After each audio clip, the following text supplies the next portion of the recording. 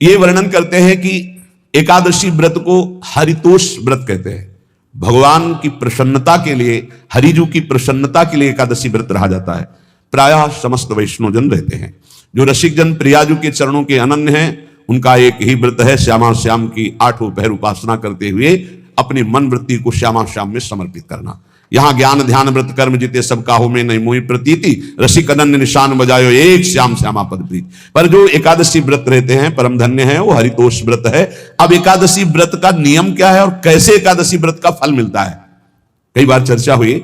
बहुत सुंदर तस्मात् शास्त्रम प्रमाणम थे, शास्त्र प्रमाण के अनुसार श्री सनातन मुनि बोल रहे, जिसे एकादशी रहनी हो और एकादशी का फल प्राप्त करना हो, उसको ये नियम पालन करना चाहिए। अथ एक तो दशमी और एक द्वादशी और फिर बीच में एकादशी, उसको 3 दिन संयम में रहना होता है, तब बीच की एकादशी का उसे फल प्राप्त होता है। जिसे एकादशी व्रत रहना हो उसका नियम है कि दशमी के दिन कांसे के पात्र का त्याग करें। वैष्णव सिद्धांत है कि कभी जिसमें मांस बना उस रसोई का भोजन न ग्रहण करें। मसूर की दाल, चना की दाल, कोदो और कोई भी शाक, शहद, दूसरों का अन्न, दोबारा भोजन और मैथुन, ये दशमी के दिन त्याग दे। एक बार दशमी के दिन भोजन करे 24 घंटे में, क्योंकि एकादशी रहना है। कांसे का पात्र, जिस रसोई में मांस बना उसके भोजन का त्याग, मसूर की दाल, चना, कोदो, शाक, मधु अर्थात शहद और दूसरे के द्वारा दिया हुआ भोजन और दोबारा भोजन और मैथुन क्रिया, इनका दशमी के दिन कभी भी प्रयोग ना करें। इन 10 वस्तुओं से वैष्णव दूर रहे दशमी के दिन। फिर एकादशी के व्रत में, ये पीछे तो हम वर्णन कर ही चुके हैं, कहीं नहीं आया यहाँ कुटू का वो कचौड़ी पकौड़ी और सिंघाड़ा का हलवा और ये दुनिया के खीर और सब। ये एकादशी के दिन किसी भी तरह की गेम आदि क्रीड़ा ना खेले। जैसे अब आज व्रत है तो बैठे हैं अपना मोबाइल में गेम खेल रहे हैं, ऐसा कोई भी क्रीड़ा नहीं। द्वित क्रीड़ा, किसी भी तरह का गेम, ये सब खेल नहीं। द्वित क्रीड़ाम च निद्राम च तांबूलम दंत धावनम परापवादम पैशून्यम निस्तेयम हिंसाम तथा रतिम कोपम हृतवाक्यम च एकादश्याम विवर्जयेत। एकादशी के दिन उपासक को चाहिए कि वो किसी भी तरह की क्रीड़ा, मनोरंजन बिल्कुल नहीं। चनिद्राम, नींद नहीं लेनी उसको, न दिन में न रात में, एकादशी व्रत। और प्रायः पुराने महापुरुषों ने ऐसा किया है। रामदास जी डाकोर के रात में जाते थे, रणछोड़ भगवान के यहां कीर्तन करते थे जाकर। तभी तो भगवान उनके कीर्तन पर, उनकी भक्ति पर रीछ कर गाड़ी में बैठकर उनके साथ आए थे। पूरी रात जगकर कीर्तन करना, दिन में तो सोना ही निषेध है। द्वित क्रीड़ाम च निद्राम च तांबूलम, रतिम अर्थात भोग करना, मैथुन करना, कोपम किसी के ऊपर गुस्सा करना, अनत वाक्यम झूठ बोलना, एकादश्याम विवर्जयेत, एकादशी के दिन ये नहीं करना चाहिए। एकादशी को एक बार कुछ फलाहार शुद्ध, अगर आपके पास कोई व्यवस्था नहीं तो थोड़ा दूध है, जल है, ऐसे आप लेकर, या थोड़ा सा फल ले लिया, थोड़ा सा फल लेकर के प्राण पोषण, एक दिन में मर नहीं जाओगे। कितने तो निर्जला एकादशी रहते हैं, हर एकादशी निर्जला। पूज्य श्री मथुरादास जी निर्जला ही रहते थे हर एकादशी। चलो भैया, आपकी सामर्थ्य नहीं तो जल 2-4 बार ले लो, एक बार थोड़ा सा दूध और फल ले लो, चल जाएगा काम, प्राणों का पोषण हो जाएगा। ये आचरण न करे, एक बार कुछ आहार ले ले, वो भी शुद्ध भगवद अर्पित प्रसाद। फिर द्वादशी को काश्यम मांसम सुराम छौद्रम तैलम वितथ भाषणम व्यायामम च प्रवासम च पुनर्भोजन मैथुने अस्पृश्य स्पर्श मासूरे द्वादश्याम द्वादश त्यजेत। कांस के पात्र में द्वादशी को भी भोजन न पावे। जिस रसोई में मांस बनाओ उसमें आहार न ले। किसी भी तरह का नशा द्वादशी को न करे, शहद न पाए, तेल के बने पदार्थ न पाए, मिथ्या भाषण न करे और बहुत शरीर का व्यायाम न करे, बहुत थकावट वाले कार्य न करे। उपासक को चाहिए कि इन नियमों से व्रत का अनुष्ठान करे, मनमानी आचरण न करे। सबसे प्रार्थना जो एकादशी रहते हो, हरितोष व्रत इसे कहते हैं, भगवान की प्रसन्नता के लिए रहा जाता है, रहना चाहिए, जो अपनी आचार्य परंपरा में हैं जैसे, जिनका सिद्धांत है। पर रहने का सिद्धांत ये श्री सनत कुमार जी वर्णन, श्री सनक जी महाराज, ये सनत कुमार जी वर्णन की। सनक जी महाराज कह रहे हैं, यदि भगवान का आश्रय नहीं, सत्संग नहीं है, तो इन चार में से एक हो तो नाश कर देता, फिर चारों हो तो सर्वनाश हो जाता है। यौवनम धन संपत्ति प्रभुत्व विवेकता एकैपमप्यनर्थाय किमु यत्र चतुष्टयम। यदि सत्संग नहीं है, यदि भगवद आश्रय नहीं है, खूब धन हो, जवान अवस्था हो और बढ़िया पद मिला हो, प्रभुत्व चलता हो और अज्ञान हो, फिर क्या कह रहा है? बोले ये चारों जहां मौजूद होते हैं वहां सर्वनाश का खेल शुरू हो जाता है। अगर इनमें से एक हो तो सर्वनाश करने में पर्याप्त है, और अगर चारों हो तो फिर क्या कहना है? यौवनम जवान हो, धन संपत्ति है, खूब रुपया पैसा हो, प्रभुत्व कोई पद हो, कोई अधिकार हो बड़ा, फिर अविवेकता और अज्ञानी हो, तो बोले एक नाश कर देगा, फिर चारों तो नाश ही कर देंगे।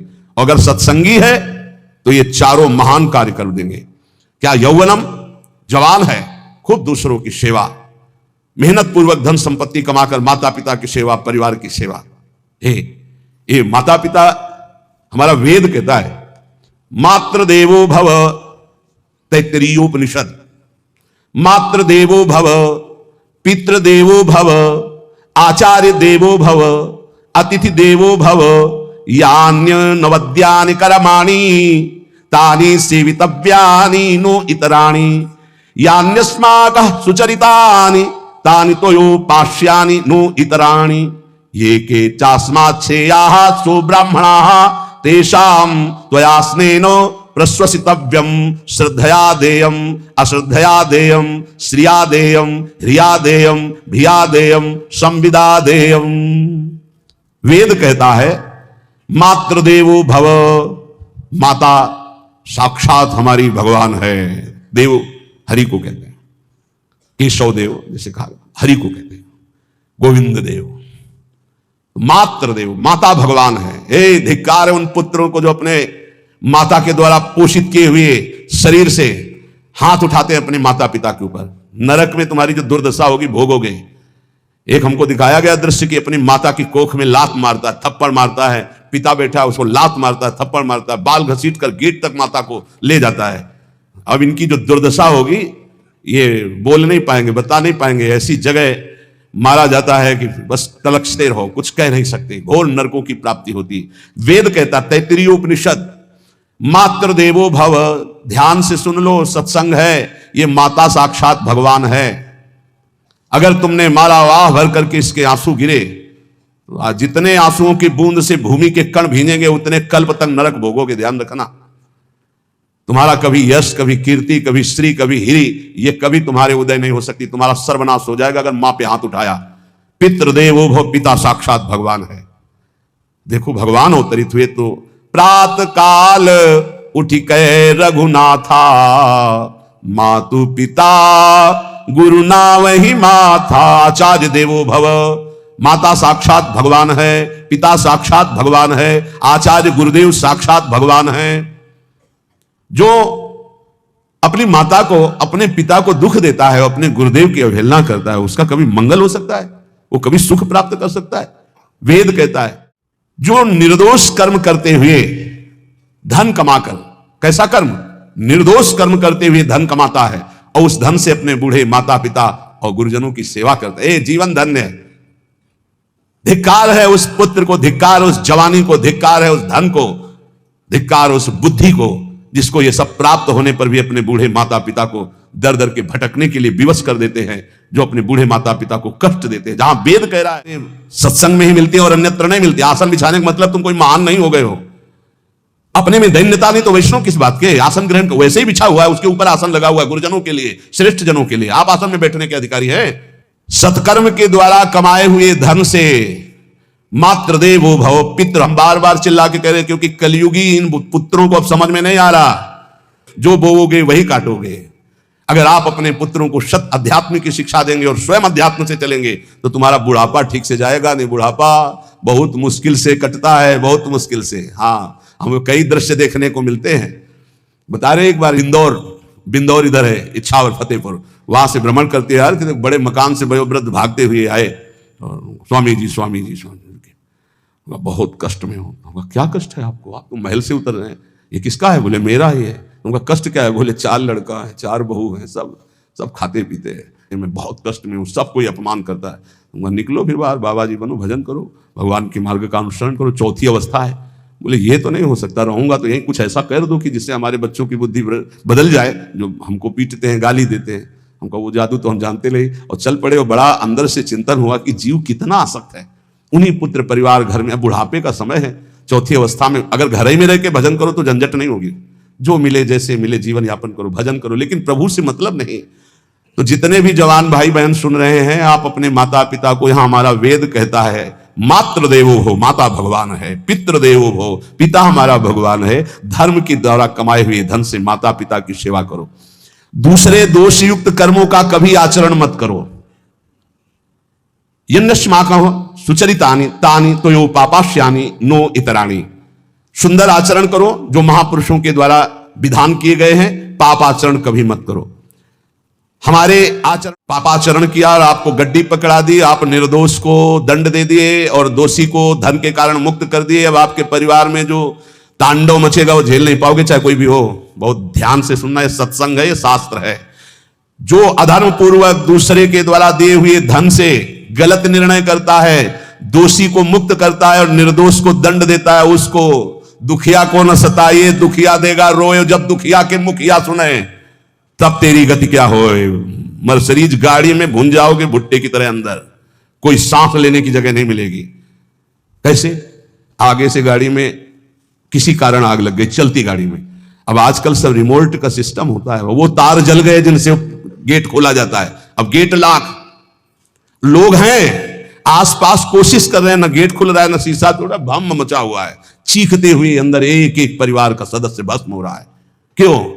किसी के परिवार को उजाड़ा तुमने, किसी के निर्दोष की तुमने दंड विधान किए हैं, पापाचरण किए, वो भोगना पड़ेगा। इसीलिए बार बार तुम्हें भयावह शब्दों से कहते हैं, कोई तुम्हें दंड नहीं देगा, तुम्हारे कर्म हर समय तुम्हारी खोपड़ी में सवार हो, वही तुम्हें दंड देंगे। इसलिए माता पिता गुरुजन अतिथि इनकी सेवा करना परम धर्म है।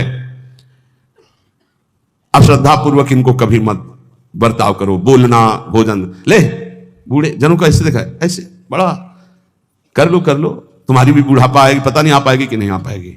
अगर आएगी तो बहुत बढ़िया आएगी, तुम्हें ऐसे सताएगी कि आप देख लेना। बहुत हमारा हृदय इस बात से पीड़ित हो जाता है कि मां के प्रति ऐसा बर्ताव, जिस मां ने इतना पिता की क्षमता से हजारों गुना बढ़कर माता का प्यार होता है, ऐसे माता को, ऐसे पिता को हमें तो लगता है रोज चरण धो के पीना चाहिए। भगवान साक्षात इनमें विराजमान है। भगवान सच्ची कहता हूं, जो अपने माता पिता को त्रास देते हैं, भगवान भी रक्षा नहीं करेंगे, कोई दान पुण्य तुम्हारा काम नहीं आएगा, क्योंकि ऐसे महामहिम पूज्य माता पिता के प्रति आप ऐसा